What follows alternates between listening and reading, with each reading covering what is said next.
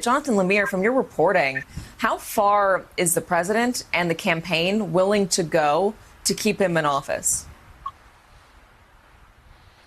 Kate, at this point, they haven't hit their limit yet, and I know certainly the Democrats are concerned that there is much more to do. I mean, let's be clear here. Take a 30,000-foot look. The president has sowed distrust in the system for months now, suggesting repeatedly at rally after rally, night after night, saying that the only way he could lose this election were if it to be rigged. He's gone after Democratic governors by name, suggesting that not just that they might be trying to prevent him from holding rallies during the time of a pandemic, but that they would be overseeing a rigged mail-in voting system. And we know certainly that more Americans than ever before are going to turn into mail-in balloting this time around because of concerns of the virus and not wanting to perhaps go to the physical ballot box on Election Day.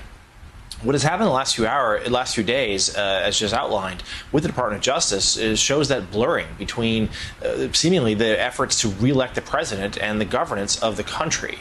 And I think that there is this fear that there will be more. We've heard the chatter about the military. Would they be involved somehow?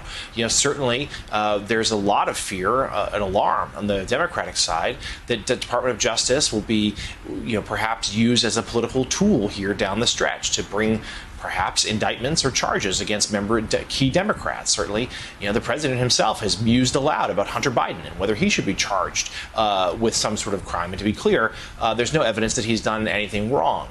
And I think that we also, of course, there are concerns that the government is going to just simply make it very hard to vote. We know about the cutbacks to the Postal Service, but also the idea of poll monitors and enforcement. There was a recent idea the president considered of having, and though he doesn't have the power to do so, he mused aloud about sending federal law enforcement to polling places to enforce against this voter fraud. So there's a lot of alarm about what levers of government they might try to use here to keep the president in office.